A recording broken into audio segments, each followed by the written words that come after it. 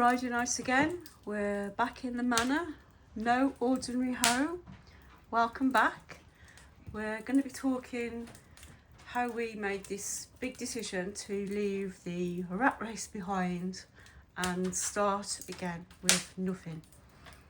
So, over to you. Hello everyone.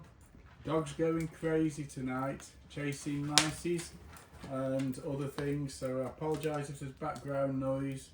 Yes, we fancied a change of scenery. We're northerners, and where we lived wasn't particularly salubrious or pleasant, and it was a little rough as well, and there was antisocial behaviour and criminality and crime, and it felt a little unsafe.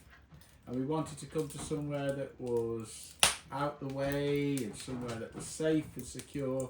So we literally relocated from one place in Britain miles away to another place in Britain.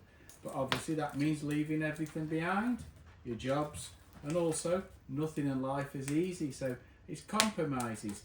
I left behind family and friends who I couldn't see on a weekly basis, and that upset me profoundly. And it was a big adjustment because you get nothing for free, you know, and you have to make sacrifices. Well, for me, it was a bit different because there's a few things I've learned in life. But one thing that someone told me was when I was actually buying my first house was you're never going to have any money unless you work for yourself. So this kind of thing was always on my mind, you know, and I've done lots of jobs over the years. But then all of a sudden, me and Justin met.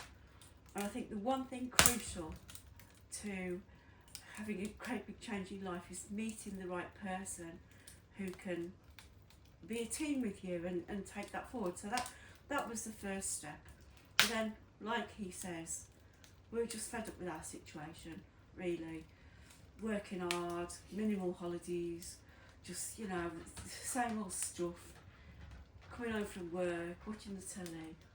So we thought, right, okay, what we're going to do is we're going to just have a massive change.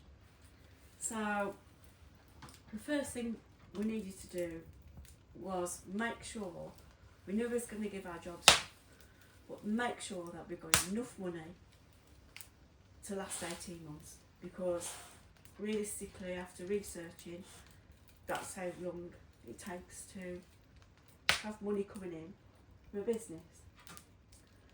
So, what made us finally act, do you think? Why, you know, it was a massive, massive thing to do. We've got to sell the house, which we did. And then we scoured the entirety of Britain, didn't we, for the right property, because one of the things about the property is we knew we'd got no jobs because we basically resigned. I mean, I used to work for local government, and you were, what was your job? I worked as a lecturer. Lecturer at university. Academia. Yeah. Yes. So basically, these things had to go, and we didn't You even have know. to, you have to take risks, and it doesn't matter if you fail. It's only the people. It's only if you don't try. It's only if you don't try. Yeah. There's a problem. If you take a risk and it doesn't work out, that's fine. There's lots of people who have misfortune or don't have the luck or never click. Yeah. Yeah. But you know, sometimes it's like you may be in a rut. It may not be working for you. And as I always say, you've got to always have something to work for. And sometimes achieving it and having a goal is better. Working towards a goal is better than when you're successful. Because the idea of it and trying to obtain it is great, and once you've got it, it may not be as good.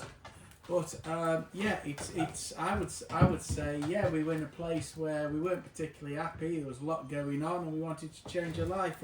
But you have to sometimes go through the negative and hardship in order to get where you want to be. There's a famous saying: "It's only when you're in the deepest, darkest valley you know how truly magnificent it is to stand on the highest mountain." Yeah. So you take the good and the bad, and you can only enjoy the present because of what's gone on in the past, and that's what motivates you. Yeah. So what we knew we needed to do was we've got to find a property that if we couldn't make a business work, we could rent the rooms out. So at least we got some sort of income coming in. So eventually we did find a property, and we got the mortgage. But do you know what the funniest thing was to me? The mortgage company never said, bearing in mind we was going to be moving 200 miles away from work, but how are you going to get to your job? They never asked. They never, I couldn't believe, I said, this is unbelievable. The mortgage company, honestly, never asked once how we were going to travel every day 200 miles to get to work. So, we just carried on. It was, very lucky, and we got the mortgage and everything was packed up, and then we moved. And yeah, it took a long time to get a business going. 18 months, I think, without money coming in, and at times we were like really panicking because the savings was going down, and we got no jobs, and we were on job seekers allowance.